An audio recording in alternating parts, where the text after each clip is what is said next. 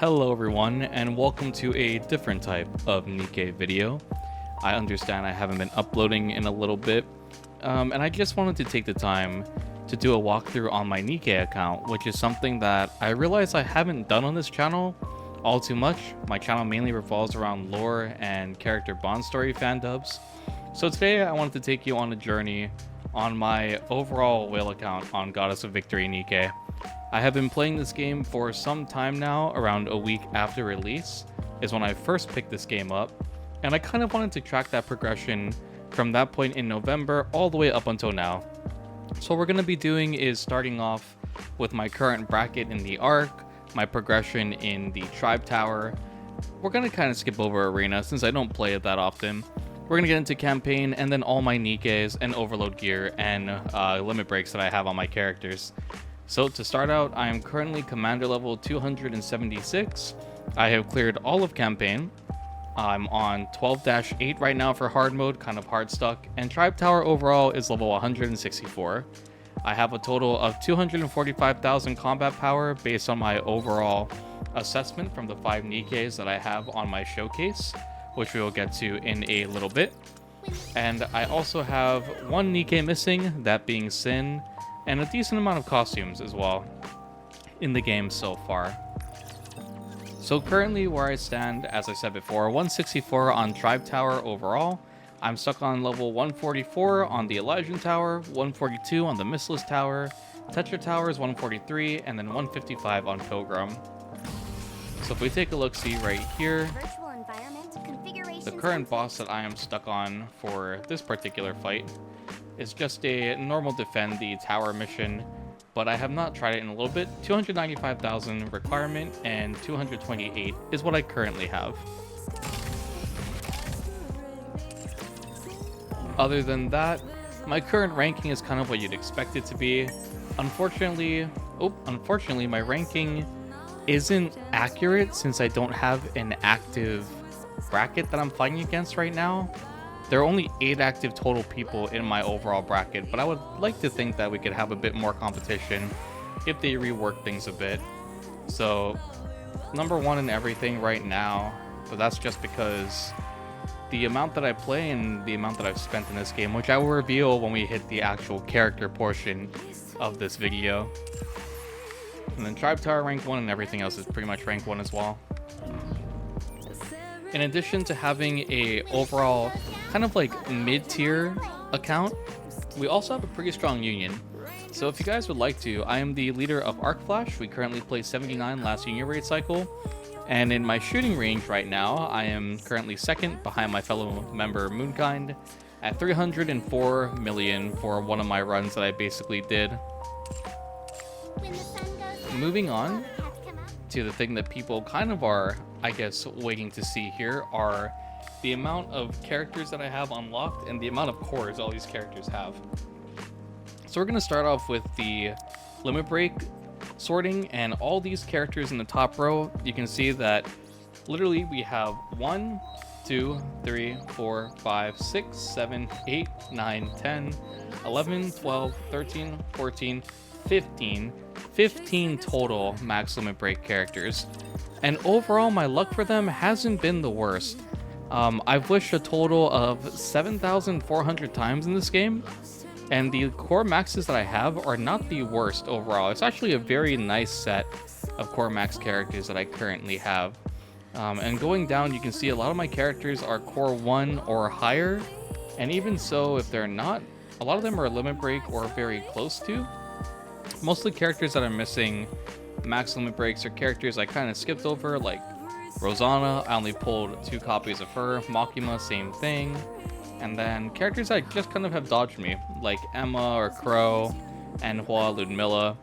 My biggest regret right here is not pulling for more on Miracle Fairy Anne, but hopefully there's a rerun for her in the future.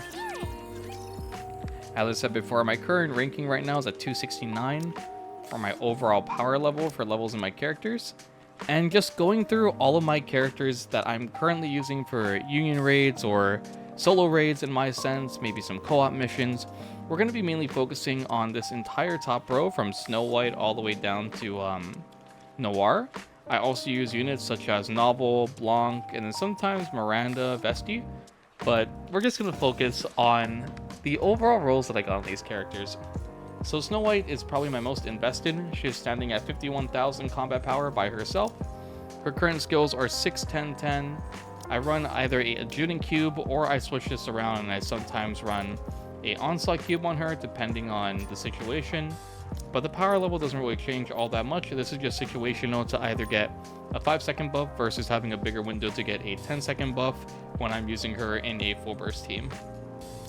As far as my gear goes, I have rarely rerolled stats on any of these. I think the most I've rerolled is on Modernia, so most of what you're going to see on my account are first time roll statistics. So for this we have a charge damage stat as well as charge speed. In the future, I would like to push this up because having 2 lines of 4% is actually really good on Snow. You can run a Adjutant Cube and really snag those 5-second buffs a bit more with ease. We also have this chest plate with charge damage and elemental damage, which is really good. Attack just 1 flatline here, so not the worst for a 1 stat. And then we have crit damage and charge speed on the 4% again. Snow White is probably the only character that I would want to core max right now as far as pilgrims go. And moving on from here, we have Dorothy, who was my first core max unit, as you can see. And her stats are actually not the worst either. So she has elemental damage there, which is really good. Crit damage, or crit rate and charge damage aren't really that important on her. And we have crit rate again, more elemental damage. This glove is just flat attack, which is really good for her scaling. And then we have charge damage, hit rate, and attack percent overall. She's currently sitting at 959, and of course, we will throw a Resilience Cube on her when we're actually using her in combat. So, a semi-invested, not really maxes on much as I want her to be, but a somewhat invested Dorothy. And we have Scarlet, who was the first complete overload set that I threw on. For all of her gear, she has attack here, and also max ammo capacity. Her chest piece is also a max ammo cap, which I stupidly locked here because I didn't know how the system worked back then. And then we have crit rate and attack. And then we also have charge damage and max ammo capacity again. And then charge damage and overall hit rate. Her skills are sitting at 10, 10, 8 right now. I do plan to triple 10 her. And of course, Resilience Cube on Scarlet. As far as Modernia goes, this is the character I threw the most investment in overall, throwing a bunch of extra core modules into her. So we have max ammo capacity on her helmet, max ammo cap on her glove, max ammo cap on her chest plate, and max ammo cap on her boots. So my Modernia currently is sitting at around 1100 ammo capacity by herself at base level. With a Blanc and Noir team, she is running about 1210. For her skills, she's standing at 9, 10, 7 right now, and her cube is currently Bastion. And now we move to Maxwell. This one is an ongoing project. She's at 10, 5, 7 right now. Of course, we run Onslaught on her. And we have a nice charge damage roll here, as well as elemental damage. More charge damage on the chest piece. Crit rate and charge damage on the glove. And then charge speed overall on the boots.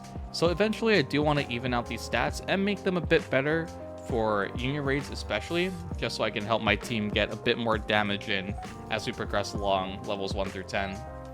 Moving on to Privity, she's probably the lowest invested out of all of my upper tier units. She's at 956 right now, so definitely can push her a bit higher.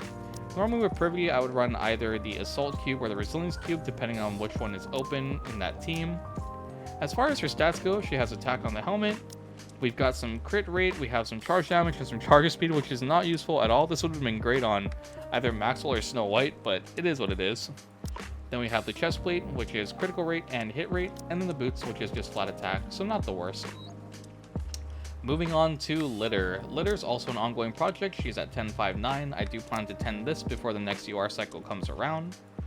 And for Litter, we have nothing leveled up for OL, because I'm kind of poor right now. We have max ammo cap and charge damage for the helmet. We have attack, crit rate, and charge speed for the glove. Critical rate and hit rate for the chest piece. And then we also have charge speed for the boots. So a lot of high charge speed on characters that don't necessarily need it. And then hit rate cube for her. Moving on to the character that everyone started building during the first UR cycle, we have Alice. So Alice is another character that I do want to invest more in if I do get more core modules to do so. Ideally, you want 2 lines of charge speed on her if you can get it of 4%. So we have a 4% charge speed and max ammo capacity. We have defense, which is sad, but a max ammo cap is fine. Hit rate, max ammo cap, and then finally her boots have increased elemental damage as well as charge damage. So we do need one more stat line that has those 4% charge speed, but it's okay for now. As far as her skills go, she's 10, 5, 10, and then you already saw the resilience cube is pretty common to have on her. Rapunzel is one unit that I don't have full OL, but on the stats I do. We lock this because I'm an idiot, but charge damage, increase hit rate. Can I unlock this? Yeah, we're gonna do that. So we're gonna unlock that. Hit rate and charge damage. We have hit rate and attack. We have max ammo cap, increased charge speed, and increased hit rate, and then her glove is just normal. Her stats for her heals are not... I haven't leveled these up since like the second month in the game, so it's still the same at 665. And then we normally throw a Judent cube on her. It kind of just gets bounced around from different people, so she normally has a Judent when we do run her in actual combat. And then it kind of gets to the point where we're just going over skills. So for Polly, she's 956. Primarily, this buff here was for a snow team when I was running it, but I do want to get this up for her burst as well. Dala's kind of been stripped around. She doesn't really have a role with higher investments. She's kind of just here for that attack and then the reduction on your burst overall. And then we have Noir. So Noir is my next project for full OL. We got only hit rate on the helmet, attack and hit rate on the chest piece, and an elemental damage and hit rate on the boots. We are investing more on her 2 and 3 right now. Her 1 for her skills, and I'll probably see the same for a little bit. And then the last one I wanted to look at, probably after Novel, let's see. We'll do Novel, and then we'll probably do Blanc, and that'll be my last two that we take a look at for now. Novel, again, ongoing project, 947. Ideally, this wants to be 10, and this also wants to be 10. So she's going to get there in due time, too. And then we move on to Blanc, who's at 696. Ideally, I would like to push this character up to 10 for her skill 2 and her burst. And as far as her gear goes, she's ready for full OL, but this is the only piece that I got, and it was max ammo capacity. Normally, I would throw an assault cube on her, if anything, in actual combat. So that's an overall showcase of the characters that I primarily use. Overall teams, I guess we can go over for a bit that I enjoy using in this game. Let's swap some things around so we can just kind of do a little showcase. Let's go then. So here's one team that I use. This is very common in Union raids. This team needs to be altered slightly just to kind of showcase what we actually run. Oop. This is a secondary team that I would normally run in UR. And then my tertiary team would be something like this. It's either Polly. Polly's kind of a flex slot with Polly or either Miracle Fairy Anne. We'll just throw Polly in here for brevity's sake. We have Snow White here, and then we would also throw in... Where is she? Dala? It should be crystal clear. Well, Dala and Maxwell. So these are the teams that I overall use in Union raids. It's pretty common for me to just cycle through these three and put flex units in if need be. Overall, it's pretty fun though. At this point in the game, it's kind of died down a bit for me. I don't really have campaigns to push that much unless I get past the hurdle I'm in chapter 12. So most days I just log in, I do simulation, interception, log off, call it a day, and just slowly build up my characters up to the point where I can actually level them up a bit more. So currently at my outpost, I'll show you my levels that I've got. So in the recycling center, we're currently sitting at baseline for all the attacker, defender, supporters, and then all the manufacturers, with the exception of Pilgrim. I've been dumping in a lot of my spare bodies, or not spare bodies, a lot of my currency basically, to level up the Pilgrim chip. So I'm trying to shoot that to 100 right now. Other than that, we're almost out of random encounters. We literally only have 2 left. And we pretty much collected all that we can up until chapter 12 for, or chapter 12 hard mode, for any of the BGMs or lost relics. The last thing that I wanted to do to end this off is just to show you that I'm not lying with the pulls. I have pulled 7,500 times pretty much on the banners, and I have a very decent amount of SSRs, I would say.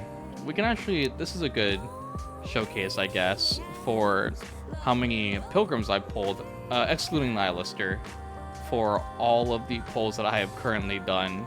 So only one core max character, hopefully Snow is next, but a decent spread overall. And lastly, the one thing that people are most likely wondering is how much I have spent on this account from launch until this moment in time. Currently, I have literally kind of cut back on whaling. The last thing that I did on stream, join me on twitch.tv/Pyrex by the way, last thing I did on stream was pull the Drake skin with the help of a generous donator. But from the moment I started NIKKE until now, I have spent a total of $6,529.23. And that is my total account review right now, where I'm at in progression, and just, I guess, a showcase on a semi-whale account in this game.